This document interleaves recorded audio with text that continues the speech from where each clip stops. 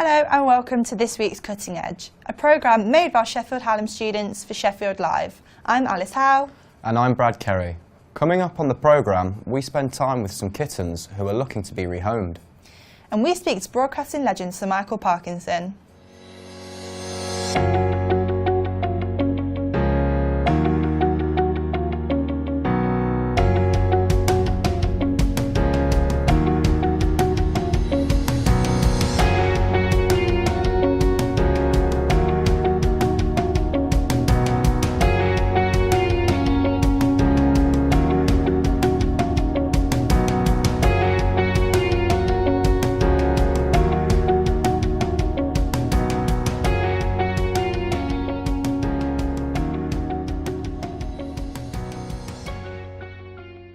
By the end of 2018, cannabis was made legal in more than 10 countries. It remains illegal here in the UK, but could we be missing out on a market worth an estimated £10 billion? Or is it illegal for good reason? I went to meet a student who is a regular drug user to find out about the UK's most popular drug. Another day done for Tom. Now he can relax and get high smoking some marijuana as he does on most days. Commonly known as cannabis and weed, it's the UK's most popular illegal drug with more than 2 million people smoking it regularly. It's been illegal in the UK since 1928, but that could be about to change as the Western world is becoming more tolerant.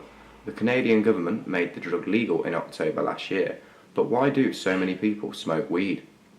I think it definitely relaxes you. You get the munchies as well, so you want to keep snacking and eating food and stuff. But yeah, I think the main one definitely is it kind of calms your mind, calms your whole body. If you've had a stressful day, it's nice to just smoke a joint and, melt into the sofa. However, the laws are in place for a reason. Studies have found that cannabis users are 40% more likely than non-users to develop mental illnesses. Peter Jones from Sheffield Hallam Student Services gave me an insight into how it can be harmful. Continually smoking cannabis can cause psychotic illnesses such as schizophrenia, and this causes hallucinations and delusions where you see something that's not there or you believe something that's not real. Sounds scary, but psychotic illnesses affect just a handful of people who use the drug, and with so many people ignoring the laws and risks, it's hard to see how the current system is working. If the UK government were to follow Canada's example, it could earn the Treasury up to £3.5 billion. Criminal justice costs could be reduced, whilst it would open up a whole new market for the UK government to tax. Is it time for change in the UK? Bradley Kerry, Cutting Edge. Now, have you treated yourself to a nice jumper or top in the January sales? I know I have. For some, money is no object, but getting their hands on the must-have items is damaging more than just their bank balance. So-called fast fashion is having a detrimental effect on the environment. Reporter Kimberly Scholes finds out more. Like lots of people, Karina loves clothes and she loves shopping, perhaps too much. So recently I've bought these two skirts.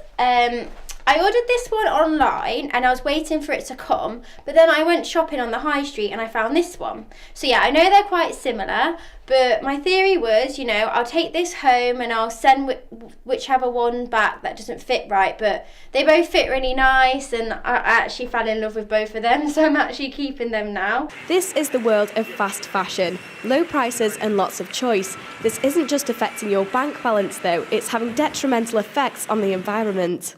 This is the Aral Sea in between Uzbekistan and Kazakhstan. In the year 2000, this sea was full, but as you can see from this picture, it's pretty much dried up. This is because the water is being diverted to supply the cotton production in the textile industry. We should be wearing clothes far longer, we should be buying fewer clothes, we should be buying clothes that last longer, they're made of more durable materials, and made of materials that don't damage the planet at all anyway, as far as we can. And if we all made a change that way, it would have a very large impact. One environmentally friendly way of treating yourself is to buy second-hand clothes, or vintage if you prefer. The upcycling of clothes is becoming increasingly popular. 300,000 tonnes of UK fashion waste goes straight into landfill every year, and the fashion industry is the second biggest water pollutant in the world. That's really shocked me. I don't think, there's enough press out there to say this. You hear stuff about water bottles and plastic use, but Yeah, that's really surprised me. So next time you're thinking of binning a top because it has a hole in it, you might want to think again. Kimberly Scholes, Cutting Edge. So did you have a nice Christmas, Brad? I had a wonderful Christmas, thank you. My mum cooked a lovely joint of beef and got to spend some time with the family. Oh, lovely. But if I'm honest, I'm feeling a bit down now that it's all over. Is it true that January is the most depressing month of the year? It is, but it's okay because I've been to find out how we can bust those January blues. Christmas is a time of happiness and joy, but once the holiday season is over, that festive feeling has soon gone with it. And now it's January. It's cold, it's wet, it's windy, and it's easy to see where we get the term January blues from. But what is it about this month that really gets us down in the dumps? After a break, it's always miserable. It's always hard to get back to your normal routine, and so yeah, I think that's why it's, you know, after your biggest holiday, it's a bit hard to get back into the groove. It tends to be when, like, especially for students, that's when exams are, and you've just had Christmas, so it's like it's cold, but it's not Christmas anymore. Well, in December, when we've got Christmas to look forward to, then we get a chemical released in our brain called dopamine. And that is stimulated by happy activities. Obviously, we've got, you know, present buying, we're going to parties, we've got Christmas Day itself. When all of that has finished and we hit January and we don't have that dopamine being released in such large amounts, it's still the middle of winter, it's dark days, we've got nothing now to look forward to.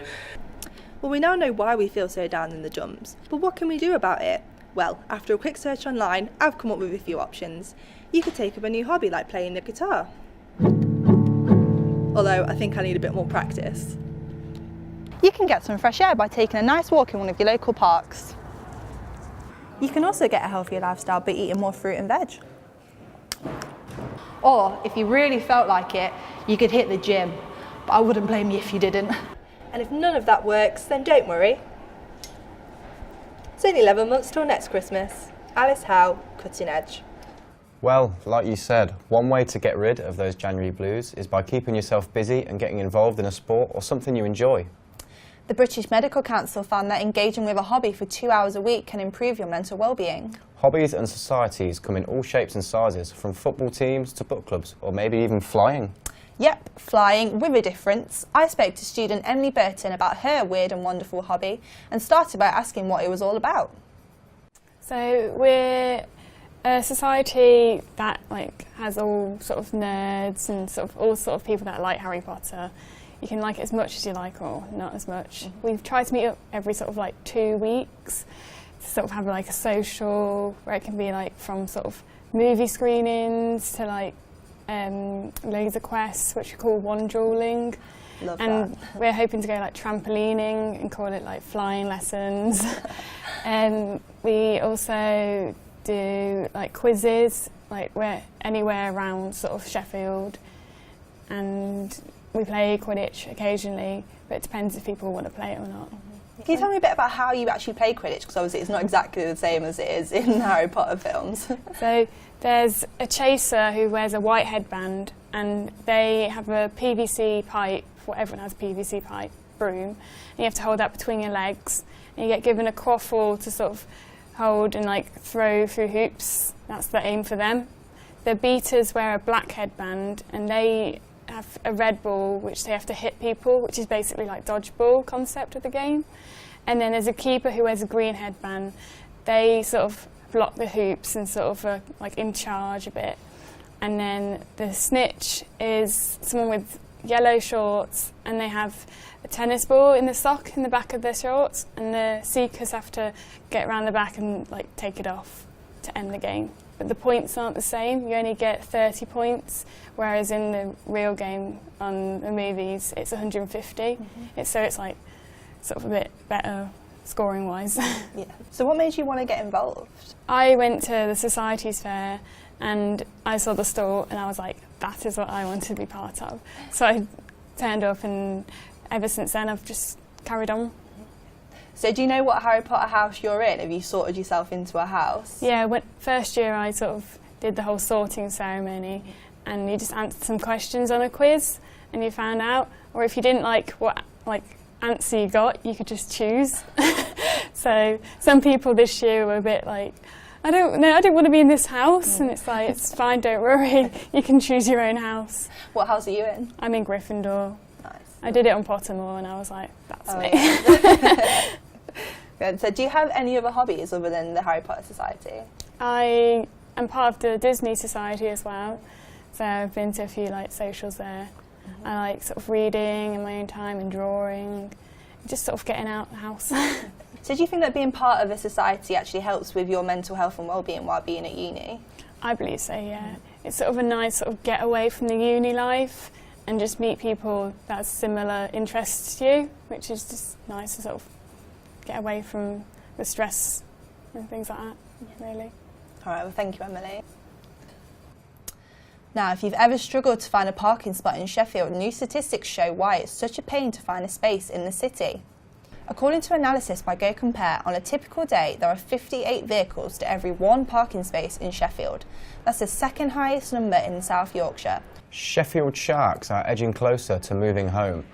They are moving to the Olympic Legacy Park in Sheffield. They currently play at the EIS, but have had to play some games at the Ponds Forge due to the lack of court space. It's hoped the community basketball arena will open by September. Congestion has long been a problem in Sheffield, but it is hoped a new transport strategy will bring improvements. The plan aims to improve public transport, make roads safer for pedestrians and improve the quality of life. Winter means the days are short and evenings are dark and cold. But that doesn't mean you can't get outside for some fresh air. We all just need to make sure we're safe and prepared. Yorkshire Lowland Rescue were called out many times last year, and when they're not on a search, they're on call 24 hours a day. We sent our reporter Emma Allen out for a day of search and rescue training. The exercise is to run from the tree line here to the hedgerow on the right hand side. A freezing day in the Peak District, but that doesn't stop Yorkshire Lowland Rescue. And today, I'm part of the team. On this occasion, it's a training day. The team have been called out to search for Mrs. Miggins. This might be a made-up scenario for today, but they're training for very real situations which can be a matter of life or death. We went out and we did a joint exercise with a adjoining team, and we were just coming to the end of the search, and the last 15 minutes we found the missing person. So it's very satisfying to know that you found that person. They were very ill, but they were found alive. Searches can sometimes last days or even weeks. It's a highly skilled job, and training days like this are essential. Yorkshire currently have 22 volunteers who can go out on live searches and 10 in training. But sometimes we need help from man's best friend. This is Ozzy, and that is his secret weapon, his nose. He's a search dog in trail training. Ozzy's job is to find that specific scent for that specific person to their destination, particularly when we're looking for dementia sufferers, where they may have made random turns and manoeuvres. Ozzy will give us a proximity to where they've gone missing. When he's qualified, he'll be able to track up to 5 kilometres with a 5-hour-old trail. So that's quite important when we're looking for people who are vulnerable, particularly in the weather like we've got today where it's cold and miserable. Those 5 hours can be lifesavers. Well, today's training has been a success, and it's now time for a well-deserved hot drink to warm up before next time, when they could be called out on a real search. Emma Allen, Cutting Edge. Every year, the RSPCA charity rescues more than 100,000 animals who have been abandoned or mistreated. Our reporter River Nichols has been to the local RSPCA centre to spend the day with some adorable cats and kittens. I'm standing here at the RSPCA centre in Sheffield. I'm actually here today on a volunteer day where there's multiple volunteers from Sheffield, Hallam as well as other universities here to help the animals. I'm also joined here today by an animal support worker, Angela. Could you tell me a little bit about your role here then? I basically look after the animals. I usually work on the cattery. Looking after them includes a lot of cleaning in the morning, making sure that all their accommodation is clean, also feeding them. Also then we socialise them, give them enrichment, so to make things a lot better for them while they're here, and hopefully keep them as happy as possible. So do you find with the winter months there's a higher demand for animals coming in due to the cold weather, or is that not true? No, it's usually the same all year. We're always at capacity. We're always full. There's always animals waiting for space, so we never have any room. It's the same all year round. I'm joined here today by a student at Sheffield Hallam. So can you tell me which cat you're here with? Yeah, so I'm here with Lacey today. Have you visited many other pets today? Yeah, so this morning I was working with the dogs in the kennels, which was super nice, and now I've been here for the past half an hour with Lacey. Oh, okay, and have you enjoyed your time here? Yes, definitely, it's been very fun. So after being here, would you be maybe more inclined to adopt a pet in the future? Yes, 100%, yeah. I'm just here with Biscuit. He's been at the RSPCA for quite some time now, and he's looking for a new home. I'd quite like to adopt him myself. Back to the studio. Broadcasting legend Sir Michael Parkinson has been in TV for decades and has interviewed around 2,000 people. And now Sheffield Hallam University have presented him with an honorary doctorate. Earlier on, we got the opportunity to interview him. We started by asking him how he felt about being presented with this award. Well, as somebody who got to O-levels before fleeing Barnsley Grammar School, I find it a great honour indeed. I think you must be mad. Instead of going to university, I served an apprenticeship, which you could do in those days, on newspapers, then into television and onward from there. But sadly, you can't do that. You don't have that option nowadays. And one of the great problems, too, you have nowadays is when you get a degree here or whatever you get, I mean, there's a problem finding a job. It wasn't a big market like I had. I mean, I could walk into any TV studio when I first started and get a job. It was easy, you know. And what you made of it from that point on was your business. So it was a very attractive proposition. Nowadays, I feel sorry for young people in the sense that it's a much harder slog into a job, and also that you don't have that rich area of choice. No, you're shunted more or less where they want you to go. I think that's how I read it. Maybe I'm exaggerating. No, definitely. So you've been working in TV for decades now. What would you say are some of your interview highlights? It's interesting, and I'm going to make this point in my speech, that I've been in television now for 60 years, a long, long time. And the only thing I'm remembered for is being attacked by an emu. Now, you should consider this when you think about going into television as an option. It doesn't matter what all the work that you do, all the things that you might be rather proud of. They don't matter at all. The only thing as far as the public's concerned, oh, that's that guy got bitten by an emu. So I suppose it's a fame of a kind, I suppose. And so were there any moments in particular you found difficult working in TV? Well, I think, yes, I mean, interviewing is interesting, isn't it? Because you have to have an agreement between the two people that they're going to do it. If one person decides that they're having an off day and they don't want to speak to you, you've had it. It's that balance between the person who will come around and work for you and the way that you approach that, and the one who just won't, for whatever reason, drunk or sad or whatever it might be, didn't like you, like Meg Ryan didn't like me. Yeah. So then you've lost that essential element, which is just a cooperation between two people. Is there anyone who you wish you could have interviewed throughout your career who well, maybe you didn't get there were the quite a chance? few actually, yeah. Sinatra was my big hero, Frank Sinatra, and I never got to do him. He never did an interview. I mean, he just didn't need, people forget how famous Sinatra was. You know, he didn't need the publicity, and he had a bit to hide, you know, association with the mob and all that stuff, so he didn't want to talk about. But very, very few that I missed. I suppose if I thought very hard about it, I'd come up with a dozen or more people. But I had a very good run. I interviewed 2,000 people in the time that I did the talk shows, over 20 odd years, and most of them were the big names of their time. And most of them I enjoyed. One or two I didn't enjoy so much, but there you go, I can't win them all. Thank you. Thank you very much for coming to talk to us. Thank you very much. No, that's all. My to pleasure. us. My pleasure. Now, I don't know who was more excited about me meeting Sir Michael, me or my granddad. I did manage to get a quick autograph from him though, so he's very happy about that. Oh, you're such a nice granddaughter. I know. I bet he was over the moon. He was. Well, unfortunately, that's all we have time for today. Thank you for watching. Goodbye. Goodbye.